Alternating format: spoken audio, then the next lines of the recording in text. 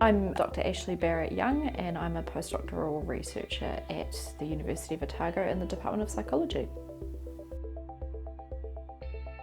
The Dunedin study started in 1972 and it comprises all of the babies that were born at Queen Mary Maternity Hospital in Ōtepoti, Dunedin from 1 year between 1972 and 1973, and they've been followed repeatedly since then. So every couple of years across childhood and then across their adolescence and into adulthood. What began as a study of behaviour and development in young children has developed into a study of ageing now, because we have some of the most comprehensive data on one group of people in the world with an excellent retention rate. So at the most recent assessment, we still had 94% of the living study members attending and providing data, which is unparalleled really in a birth cohort of this size.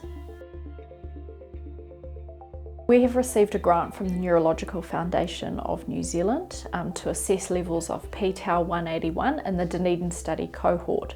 Hyperphosphorylated tau is an abnormal protein that's a core pathological hallmark of Alzheimer's disease. So it's something that we do see in people with Alzheimer's disease. And we're looking at a specific type of that marker, which is hyperphosphorylated tau at threonine 181, or p-tau 181 for short. And it's thought that abnormal levels of p-tau 181 happen can be detected in the decades before an Alzheimer's disease diagnosis. So it's thought to be one of the earliest markers that we can get that can potentially predict whether someone is in the very earliest stages of developing Alzheimer's disease.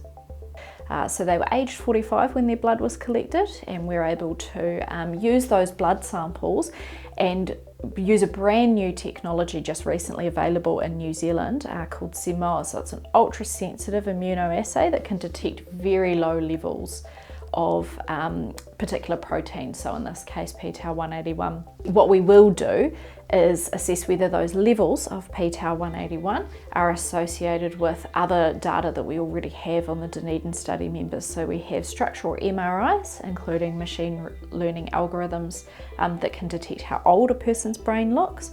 We also have comprehensive cognitive data that we can compare from across the life course to see who is experiencing the very earliest stages of cognitive decline, even by the age of 45.